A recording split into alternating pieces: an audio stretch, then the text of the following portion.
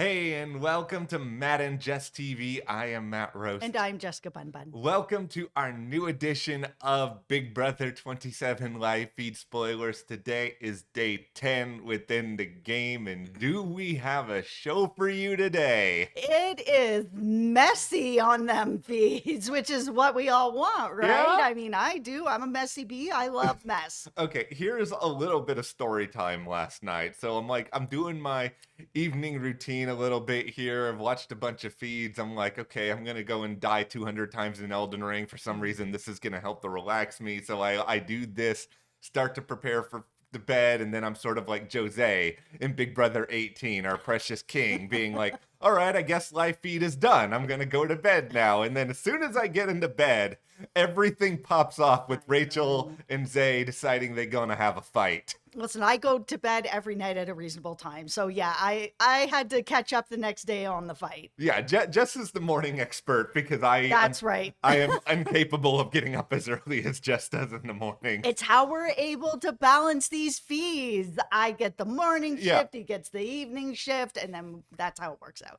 Well, thanks to Rachel, I am now on very limited amounts of sleep because you can't watch what happened last night with Rachel and Zae and kind of Keanu and a little bit of sort of Big Brother 12 Rachel coming back out and then being like, oh, I'm going to go ahead and go to sleep now. Like, that's incapable of happening. But here's what's going to happen in this video.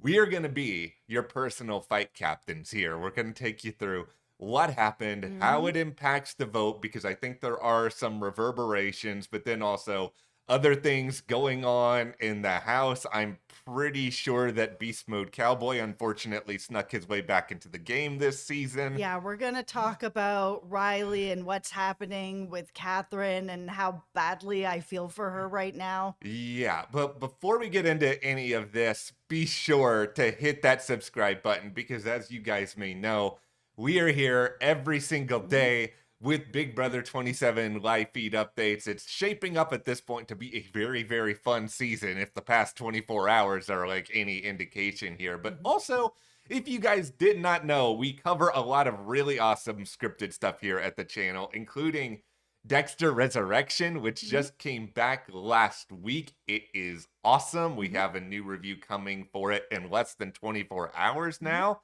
And Twisted Metal is also premiering season 2 very soon. This is one of Jess's favorite shows. I know I can see your excitement. It is one of my favorite all-time games. Twisted Metal 2 is right up there with Silent Hill, BioShock. Absolutely love it. So we're really excited to be covering that. Hit that subscribe button and stick with us. And if you want even more Big Brother discussions, you can chat with us over on our Patreon. I'll leave a link for you below.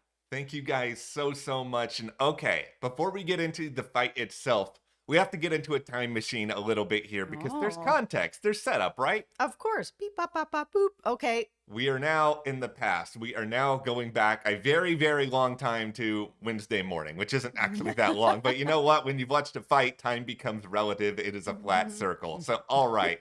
We see in this conversation between Zae and Amy that Zae is already trying to clue Amy in that some of the stuff that Kelly has been saying about Rachel. And, you know, I've got a lot of beefs with Zae. We've pointed out some of them this week.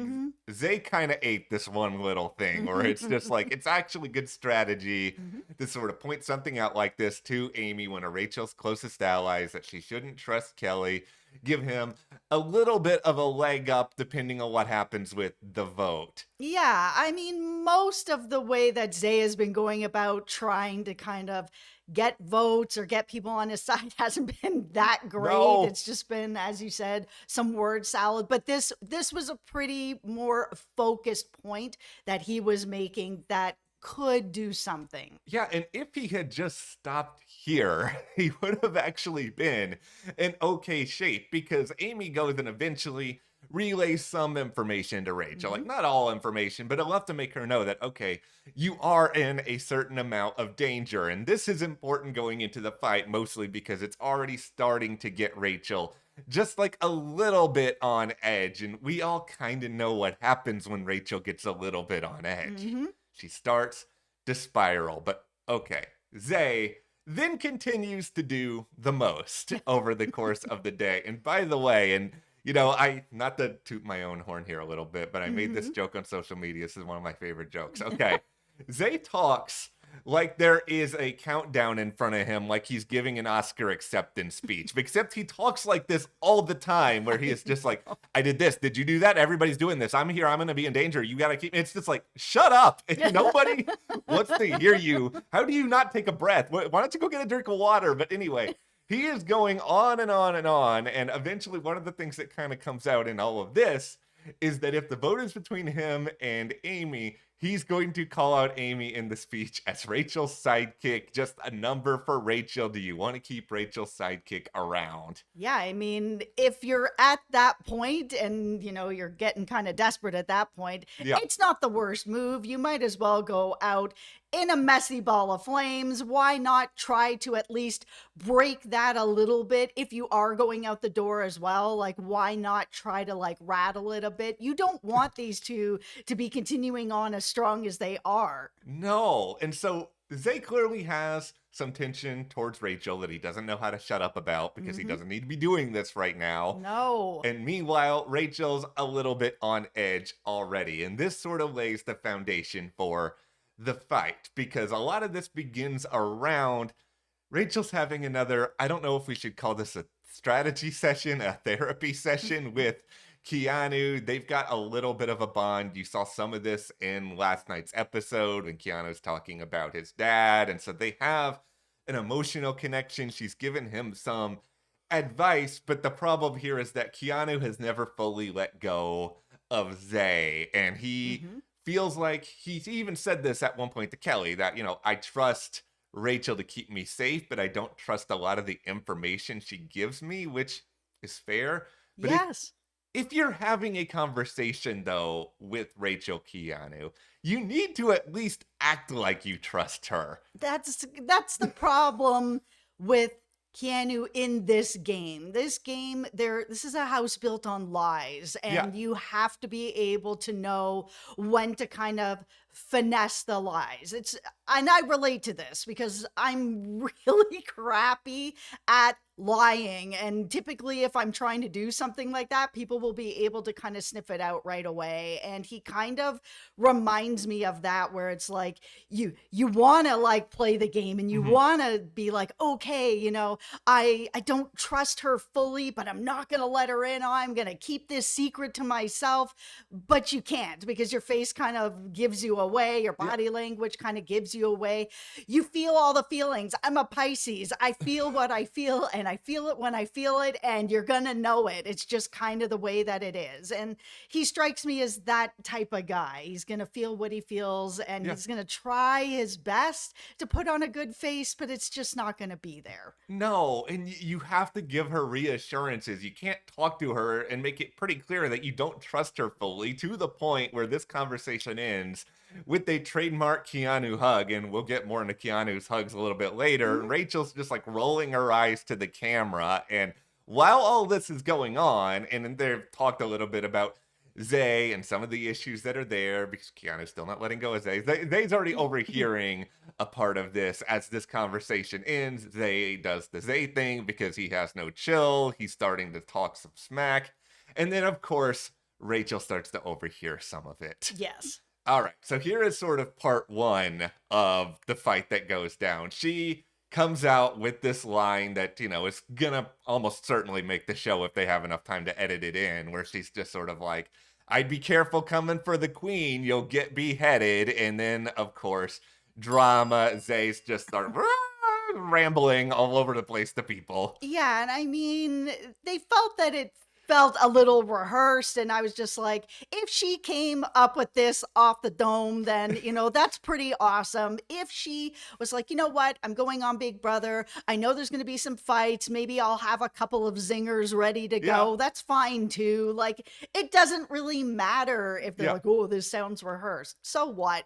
It's great TV. Yes, I would rather somebody rehearse because it means they care. It's just sort of like, was Jimmy's speech cringy? Yes. Was Keanu's comeback really good?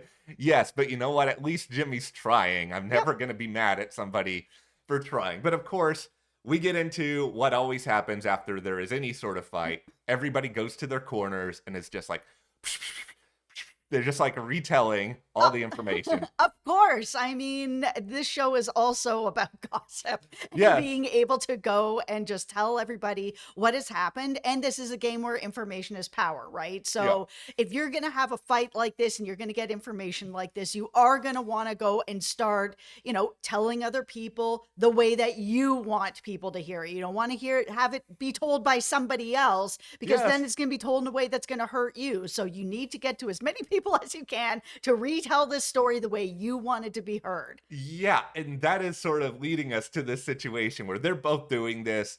Zae starts to overhear some of Rachel talking a little bit about it, and then Zae starts getting upset, and then we get round two, which is you have Zae standing up on the balcony like he's some sort of noble prince, which in reality we know this is not the case, but it gives us another iconic Rachel line along the way. I've been doing this for 15 years. I've heard worse from better, which is just great stuff, Rachel. No notes. And then it gets to the bottom of the stairs and Keanu just catches a stray and he's just like, what did I do? I'm just standing in the kitchen at this point. Listen, Keanu, okay, I have some sympathy for you, but also if you just let go of this stuff with Zae, we probably also would not be here. know. So you're not completely innocent, even though you're not like the main crux of all this, but Rachel's at this point just sort of calling Zae a baby, asking if he wants a sandwich, which is it petty? Yes. Is it childish? Yes. Do I care? No, because this is the Rachel experience for those who didn't watch Big Brother 12. Yes. Like,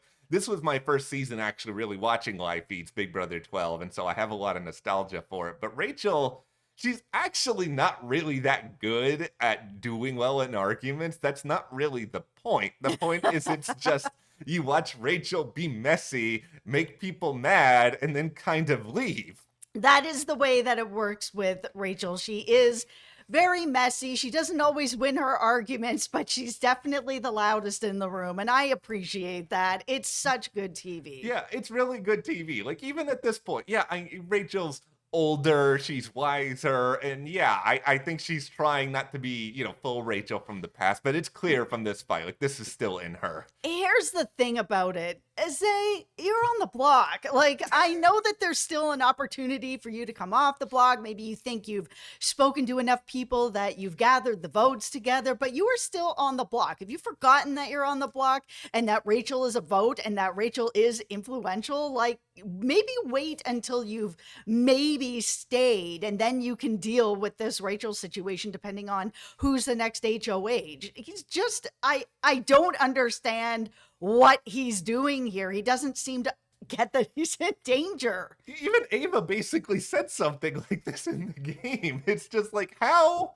are you this unaware of your situation? I think somewhere in his very confused Chat GPT asking advice for Big Brother mind, he thinks that, like, okay, me riling up Rachel is gonna be good because they'll all see Rachel as a big target. They already knew she was a target. Yeah, and he also hasn't seen Big Brother, so he doesn't understand that production, this is just my feeling about it, that they do not want her to go out. They obviously don't want her to go out first, so they gave her safety. They are not going to want her to go out second or third either. They want her to stay. So, you got to understand that maybe the next HOH is going to be, I don't know, a quiz, and the questions will be, who is Rachel married to? You get my drift here? They're going to make sure that she stays in this game, and if she doesn't win HOH, they'll make sure that the veto is something that maybe she's played before. She will have an easier time. It'll be the puzzle of 7 pieces that she can't mess up, can she? But you know what I mean? Yeah.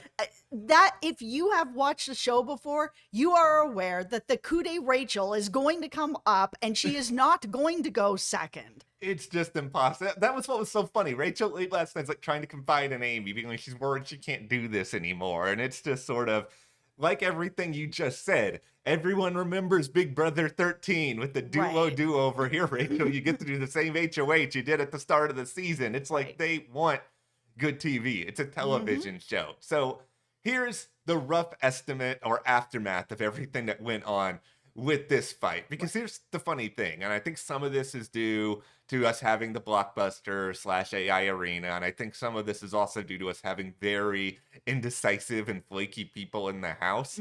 it's Thursday morning and nothing with the vote seemed to be altogether locked yet. Yeah.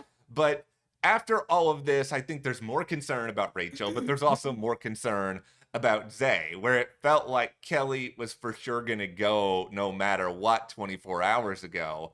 Now, Kelly probably still goes if it's Kelly versus Amy. I do think Amy's probably still got enough sort of social capital in the house to make it through that situation. Yeah, but I mean, yesterday we're all talking about Kelly. Today, Zay has taken the crown and run with it to be like, I'm the target. Yeah, and it's sort of like if it was Kelly versus Zae, it felt 24 hours ago like, okay, this would be very, very close. I think Kelly's probably going to go, but now it feels like Zae's probably going to go after all this because he's created this whole mess. And here's Kelly, I will give you finally one tiny bit of credit. You stayed out of this for the most part. You just let these other people sink their own ships. Right. Now, Amy versus Zae is suddenly really, really interesting because it could end up being a tie because we have people who can't make up their minds. It seems like Ashley is all over the place. Lauren does not seem to know. It's so weird. Lauren's so perceptive, but she's a big Brother fan, but it's also like, Lauren, you do know at some point you actually do have to vote. Yeah, I mean, she's saying that she's undecided. Maybe she is undecided. Or maybe she's not sharing what she's doing, and that's a game move. It's hard to really know when you're not sharing information. We've seen people before do this, where they're just like, oh, I'm not sure yet, but they kind of know what's going on in their mind. They're just not sharing it. Yeah, and what makes this situation interesting, obviously, is Vince has the tiebreaker vote, but Vince also has promised multiple people that he would break the tie in their favor. Yeah, I think he's just really hoping it's not gonna, the flop is not gonna be that, but I mean, it could be. It could very well be at this point. One thing I've sort of seen, I think probably at least a dozen people talk about online, is this idea that, okay, because this is the Hotel Mystere or Mystere, I don't care how they pronounce it, but ultimately maybe they're going to do a twist where Julie is like, the votes are all going to be secret. We're not going to tell you the vote tally after the fact. And if that ever happens, please. I know, right? Please. That's going to get so paranoid and messy. It's going to be really good. Gloriously entertaining. But yeah, that's sort of where we are with all of the votes. I mean, Vince is suddenly, to me, in a much better position than he was because everybody else is just putting bigger targets on themselves. Okay, let's talk about my guy Vince here, who is telling Lauren that he feels that Rachel intimidated him, and maybe she did, maybe she didn't, but it's all sort of comes down to interpretation of what was said, or if he's telling the truth about exactly what was said, right? So the situation seems to be that Vince is like, yeah, Rachel's, upset about Amy. She's thinks that I'm the worst first HOH ever. I'm laughing through this because that's not true. No. There is way worse than this. But it's getting inside Vince's head. He has said, that in the past he's been kicked around. We can relate to that. We've both had that happen, high school, whatever. It's part of our past. It seems to be part of Vince's past, that it's all kind of coming out. And in the Big Brother house, I mean, it's kind of like high school in that way, where there are alliances, cliques, people that are together, and you feel kind of on the outs. It's a hard environment that way, right? So some of that seems to be just coming back in Vince, where he's like, oh, I'm feeling really intimidated by it. She's getting in my head, telling me I'm the worst, and I understand. I mean, that is a difficult thing. Do I think Vince is the worst? Absolutely not. He's not. We live in a world where we have Frenchie. We live in a world where we have Angela. Correct. Like, there's a lot of terrible first HOHs in the history of this show. For sure. And I understand that Rachel doesn't want Amy to go. So, if this is the move that she's going to be making, I understand why she's making that move. But that move wasn't bad for Vince at the time that he did it, with the information that was there. Lots has changed in the house, obviously, since then. But at that time, when he saw Amy crying on his couch over Ashley, and he realized how close those two were, the right move is to break them up. It was the right move. And I think what we're looking at here when it comes to what Vince is feeling is a big case of the past informing the present. And this is kind of existent in a couple of ways right now in the game, because even with Keanu, it seems like he kind of came in with this judgment of Rachel, that Rachel was like this big time awful villain of the game and he should never trust her under any circumstance. And yeah, I think Rachel has sensationalized some things to Keanu, but at the same time, he's getting blinders. I think Vince is very impacted by his past here, and I think he's interpreting that so that Rachel is bringing up these memories within himself. Like, this is confounded further by the fact that the way in which Vince talked to Lauren about it, it doesn't actually line up with what we've seen Rachel do with Vince on the feeds, where it's like, yeah, we have seen her be very harsh with him. We have seen her be very blunt and aggressive, but it was never a situation where she was like screaming at him. I mean, unless there's something that's happened off feeds, which happens a lot when there's this many people in the house. Right. Feeds can't focus on everything, where it sort of feels to me anyway, like, okay, Vince, I do understand Rachel is intimidating and that Rachel can be very Yes. tough. It also feels like, just from what we've seen, that he's blowing a little bit of it out of proportion.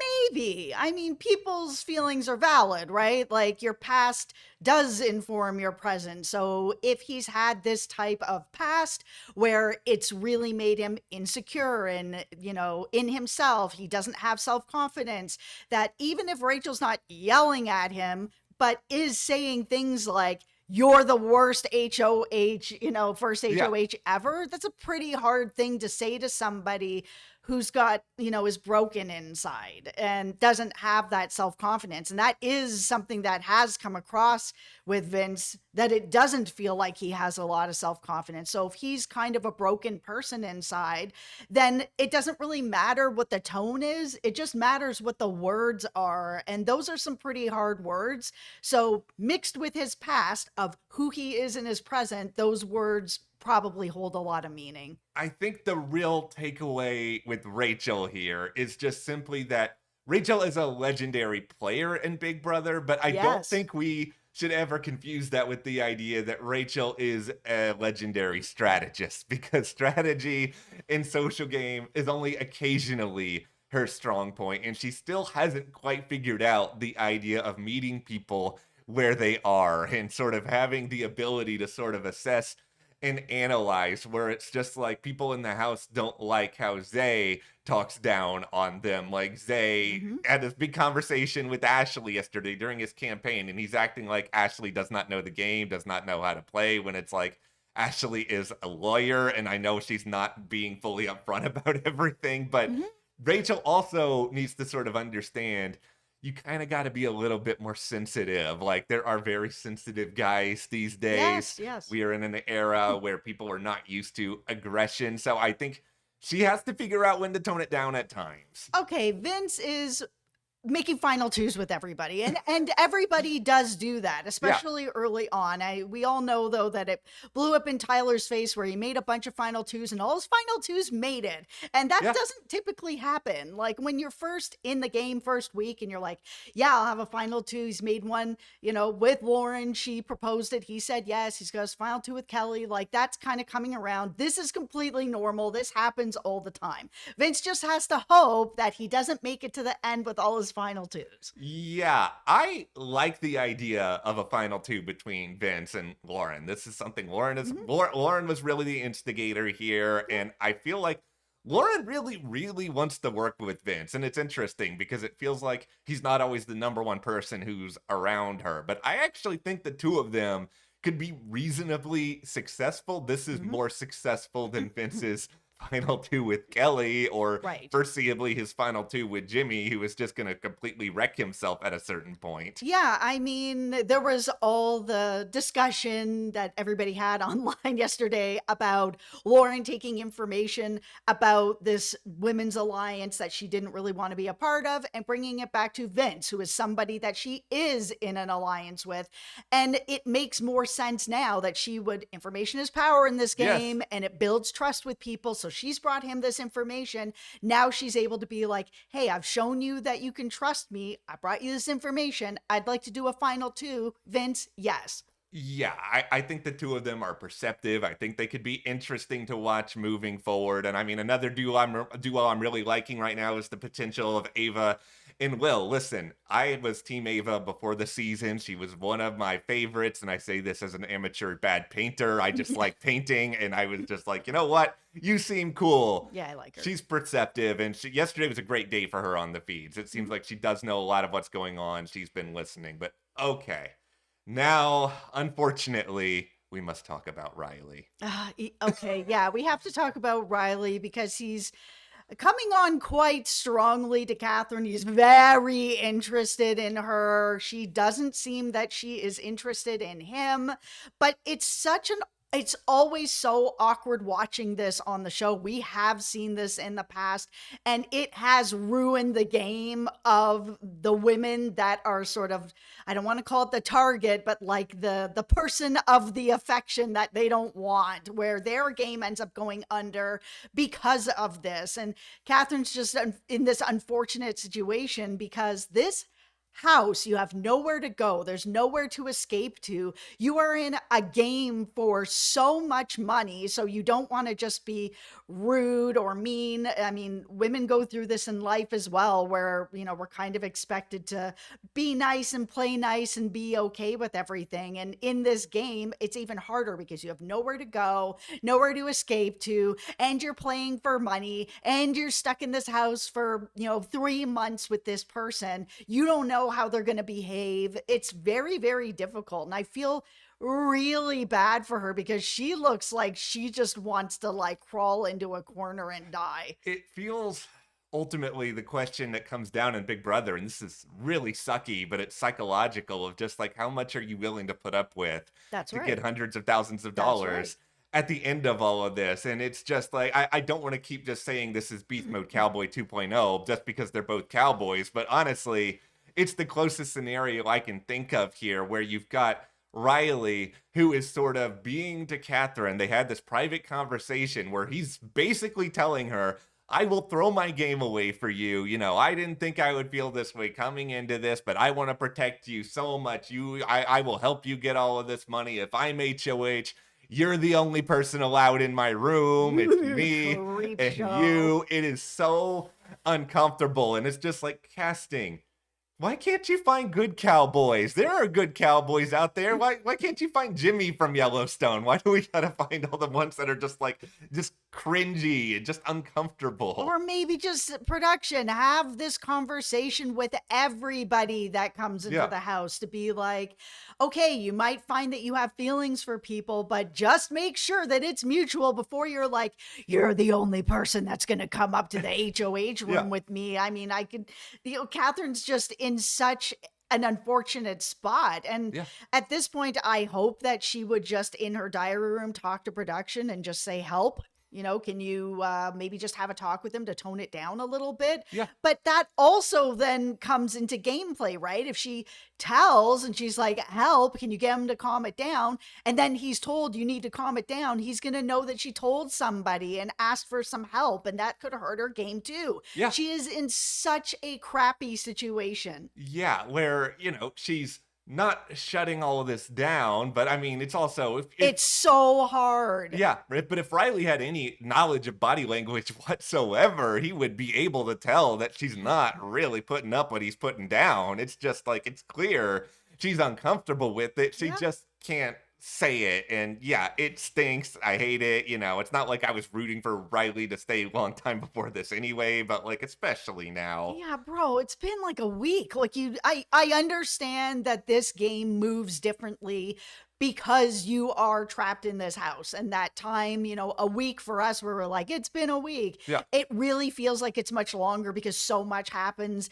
in this small space in this short amount of time that feels like you've been there a month. But if that's not how she's coming across, then like you got to back it up. It's the things he's saying are just like out of line. Yeah. All right. Well, let's go to one more instance of something that's going on the feeds that is not making everybody in the house feel great. It's a different sort of situation, but Keanu. Okay, Keanu, I like to feel like we've been your number one defenders for a big part of this season, We but have been. there are some things you need to figure out socially, and the biggest one is stop being so touchy with people all the time. We talked about this earlier this week, that he is a hugger. He is someone who likes to hug everybody in the morning, to the point where he got mad that Jimmy didn't want to hug him when he was kind of doing his whole craziness before the veto ceremony, which for whatever reason was completely edited out of the show yesterday. Yeah, I mean, obviously in his life, that's got to be a thing that is fine with the people that are socially around him. Yeah. But these are new people, not everybody.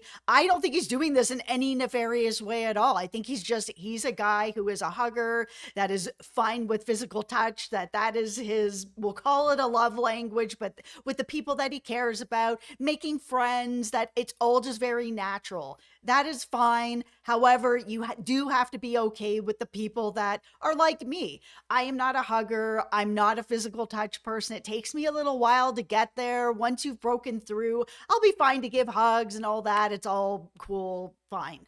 But I have to get there with you. I'm not going to just meet you and be like, let's hug it out. I don't know you. I'm not comfortable with it. I'll get there, but I'm not there. So like, that's the thing with Keanu, is I think he doesn't understand that not everybody is where he is. And you have to build up to it with some people, and some people just don't ever get there. And that's okay too. But it feels like for him, he knows that if he gets a hug, they're okay. Yeah, he's clearly out for reassurance or friendliness or whatever. Like, I'm a little bit more of a hugger than you are, but I'm not a Keanu level of hugger where it's just like, okay, dude, you gotta tone it back. Because there's people in the game at this point, like Ashley doesn't like the hugs. I mean, we saw in the show, it's not just with women where he's got his arm all around Jimmy. He's got it's like everybody in the house. But we also have Ava now talking about how Keanu put his hand on her leg, and it's just this situation where he's clearly very touchy with people he does not understand. And also,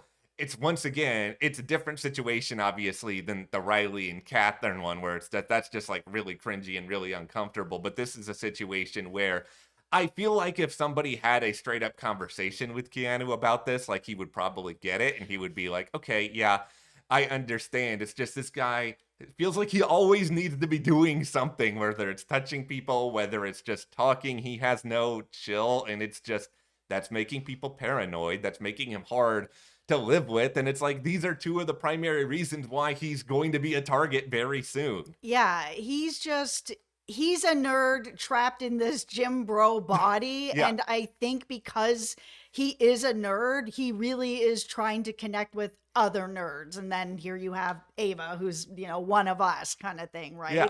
Where I think he really wants to have a connection with people who get him on the inside. But because he is a touchy social guy, and there's lots of people that are like that, he doesn't understand that maybe like, hey, how's it? Oh God, see, I'm really so bad at this. Oh my God. I just wasn't looking in that direction when that happened. I'm okay. I'm so bad at touching people. Okay, to be like, Yeah. I'm good. Go for it. Okay. Hey, Yeah. how's it going, Ava? Like, Yeah. that kind of thing that she's just not ready for. I'm so sorry, Matt. Listen, no, it's fine. I'm so bad at it. Well, this is the if thing. you guys ever meet me, just know that I'm not trying to be rude or anything. If you guys are trying to have a hug. See, we're okay. Everything is See, normal. normal. See, that's the thing. It's just Matt is normal. okay. Well, you are normal too. I just have no peripheral vision. No, but okay, that is the situation that is as it is heading into this eviction show. Clearly, it's a hot mess. We love Big Brother when it's a hot mess. We love you guys for hanging out with us. Just let us know, what do you think is going to happen tonight? What do you think the mastermind Jigsaw is going to bring to the table during this episode? Some sort of safety for Rachel. What if Jigsaw is actually Brendan? And that is the real twist. Now, let us know in the comments. Hit that subscribe button, stick with us, and support us further by joining our Patreon. Link is in the description. Thank you so much. We will see you here next time.